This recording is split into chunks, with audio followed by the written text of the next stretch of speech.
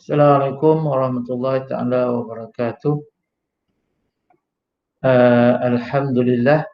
Jadi hari ini kita akan belajar tajuk sebatian karbon, insya-Allah.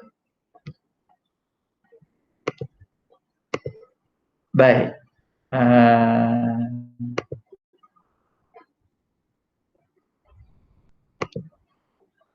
Baik, insya-Allah kita akan belajar tajuk sebatian karbon.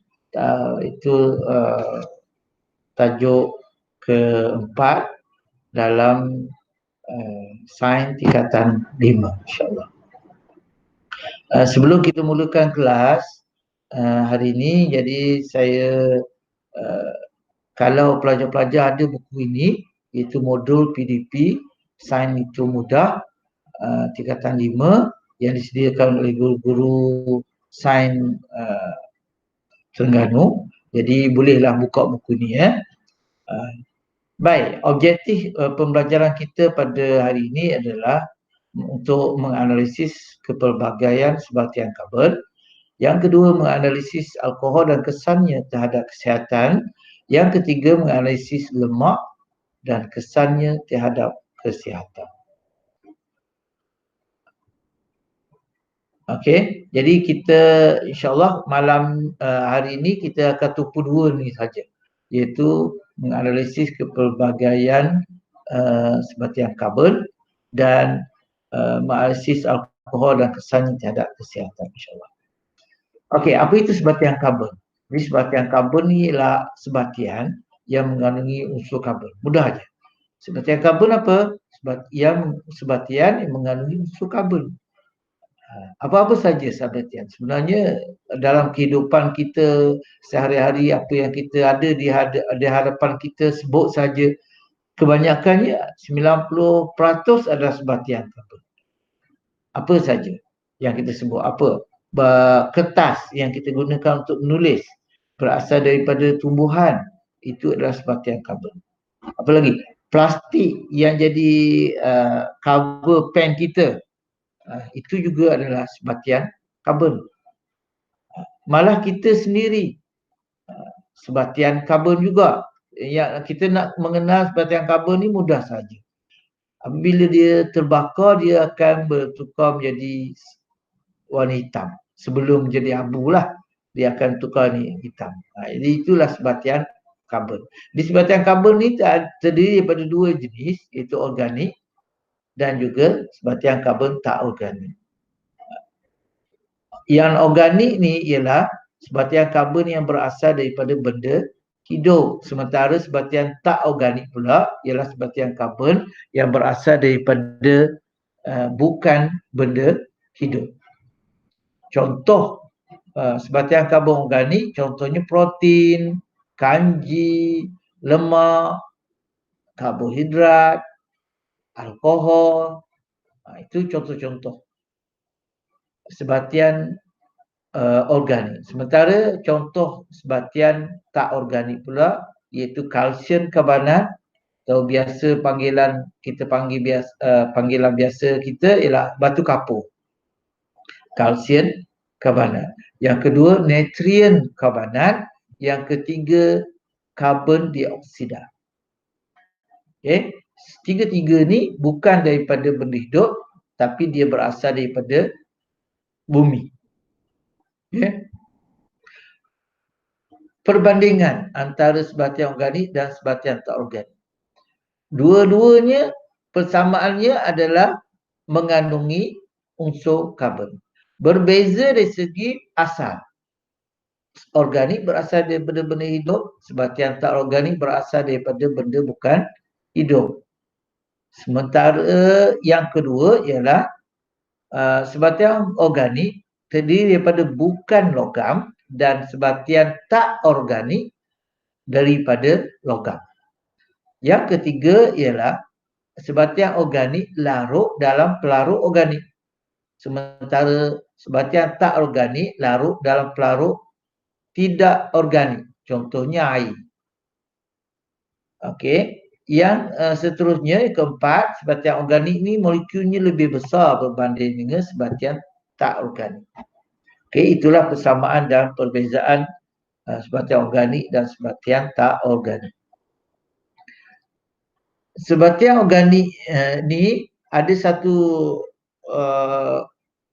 kumpulan khusus, iaitu sebatian hidrokarbon. Dari kumpulan karbon organik ni, ada satu kumpulan khusus yang kita kenali sebagai hidrokarbon. Itu sebatian yang mengandungi unsur hidrogen dan karbon sahaja. Ada dua sahaja dalam sebatian ini, itu unsur hidrogen dengan unsur karbon sahaja. Tak ada unsur yang lain. Tak ada atom yang lain. Contohnya petroleum, gas asli dan arang batu. Ini ketiga-tiganya adalah organik.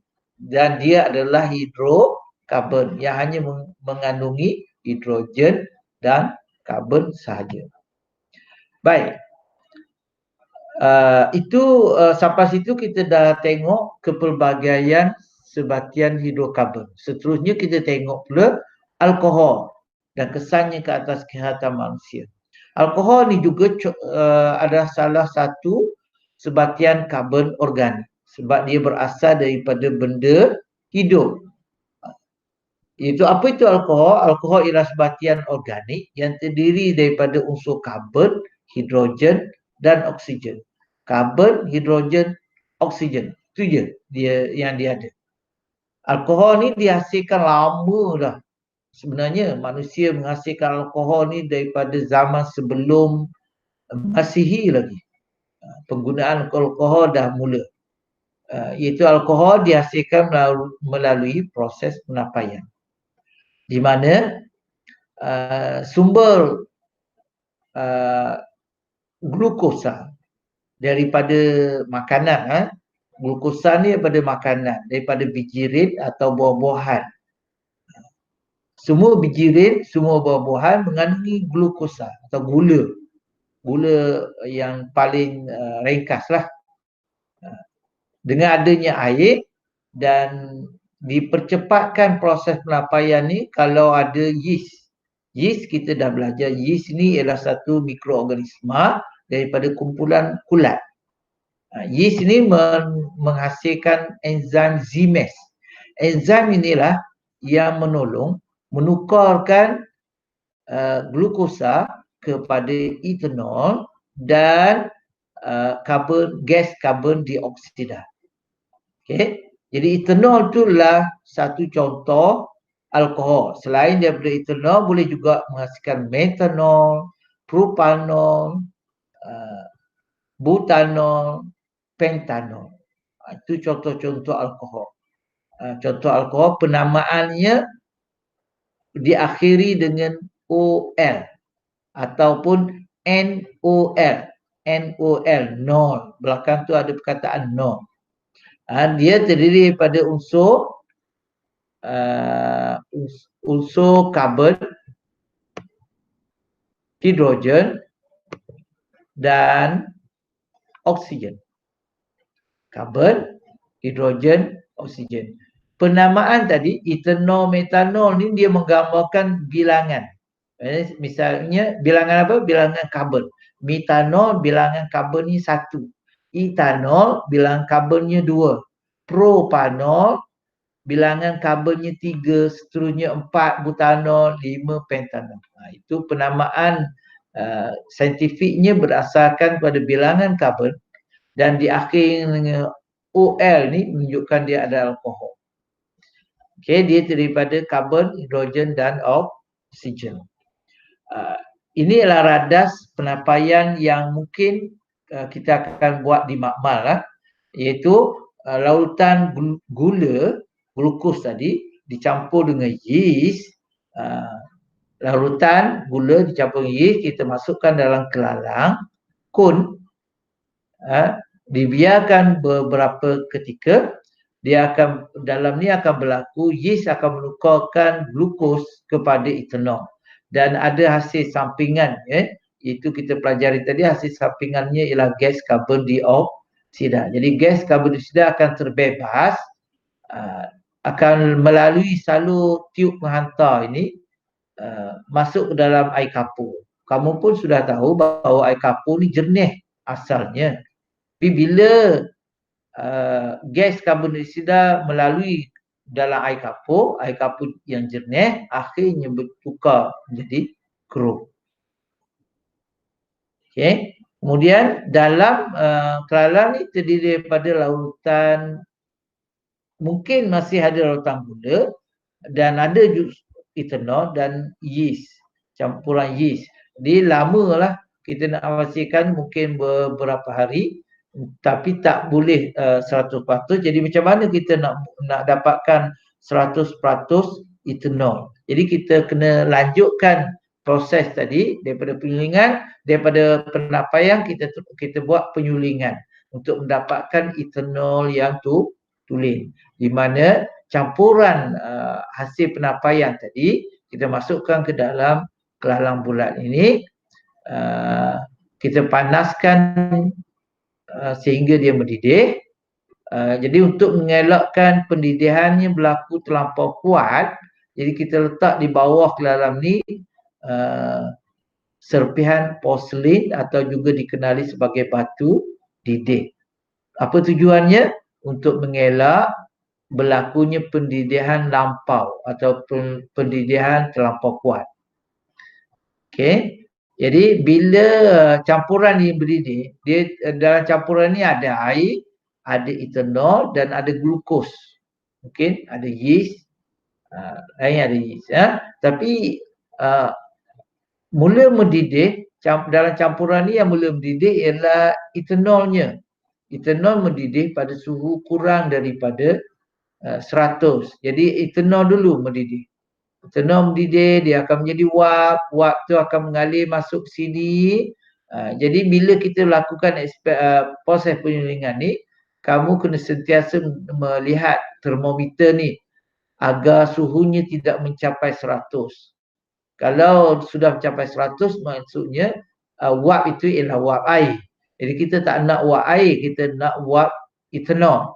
Jadi kita pastikan suhunya lebih kurang 80 atau 78 saja. Itu ialah takat didih ethanol. Di ethanol, wap ethanol tadi akan masuk melalui salur dalam kondenser libik ini, melalui saluran tengah ni. Mengalir, dan bila sampai dalam kondenser ni akan menyejukkan wap.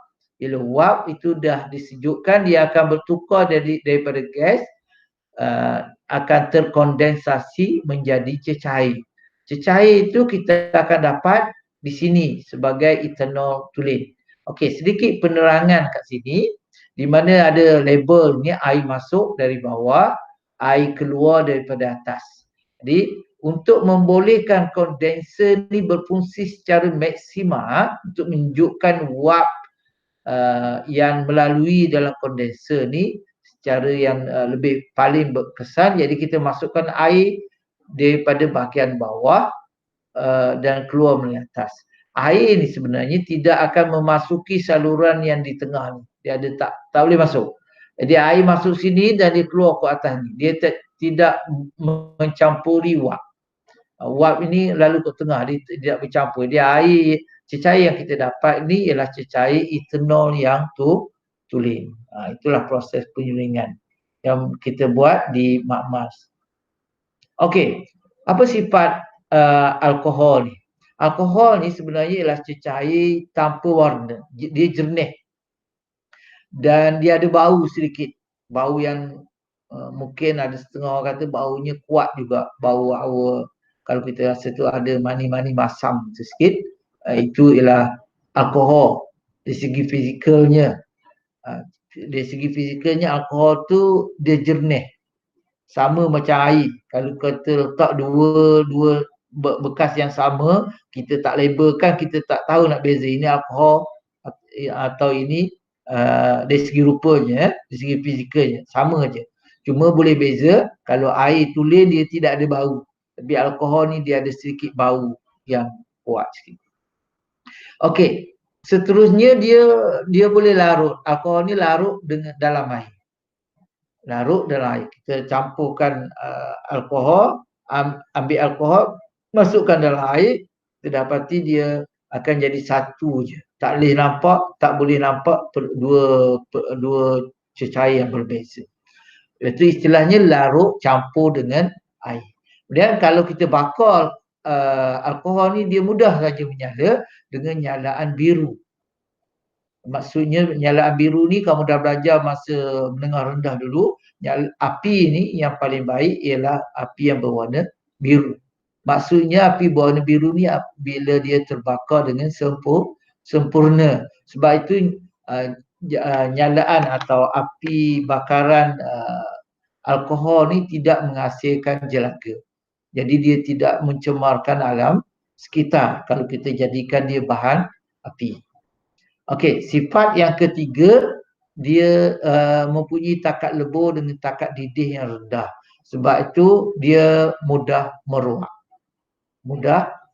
Alkohol ni mudah meruap. Jadi kalau kita letak atas tangan kita, sekejap je dia kering dah.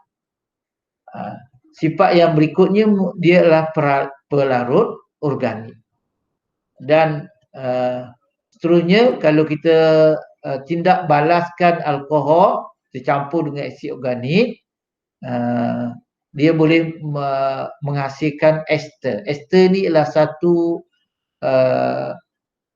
bahan kimia yang berbau, wangi. Wangian semula jadi. Contoh paling mudah ialah yang terdapat dalam buah-buahan. Kalau kita kopek atau kupas buah apple misalnya, ada bau, dia ada bau. Oren begitu juga, dia ada bau oren. Okey, jadi bau tu ialah ester. Satu lagi sifat yang tidak disenaraikan di sini, alkohol ni bersifat antibakteria atau anti kuman. Dia boleh membunuh kuman. Sebab itulah zaman COVID-19 ni, kamu dinasihatkan selalu mencuci tangan dengan sabun. Kalau tak ada sabun, bila keluar cecair pergi ke kedai kan, pergi kedai, sebelum tu dia ada cecair sanitizer. Cecair sanitizer itu sebenarnya 70% alkohol. Sebab alkohol bila kita letak di tangan kita dan kita ratakan, mikroorganisma yang ada di tangan kita akan mati. Itulah alkohol. Kemudian apa kegunaan alkohol? Alkohol paling banyak kegunaannya ialah sebagai bahan api. Di Amerika Syarikat satu ketika dulu menggunakan alkohol sebagai bahan api utamanya. Bukan petroleum masa itu. Kemudian kegunaan yang kedua ialah membuat ubat-ubatan. Kemudian untuk menghasilkan perisa tiruan, untuk membuat minuman beralkohol, untuk membuat sebagai pelarut dan membuat bahan kosmetik. Inilah. Tapi kegunaan yang paling banyak alkohol ni adalah sebagai bahan api. Okey. Dan di situ ada untuk buat minuman.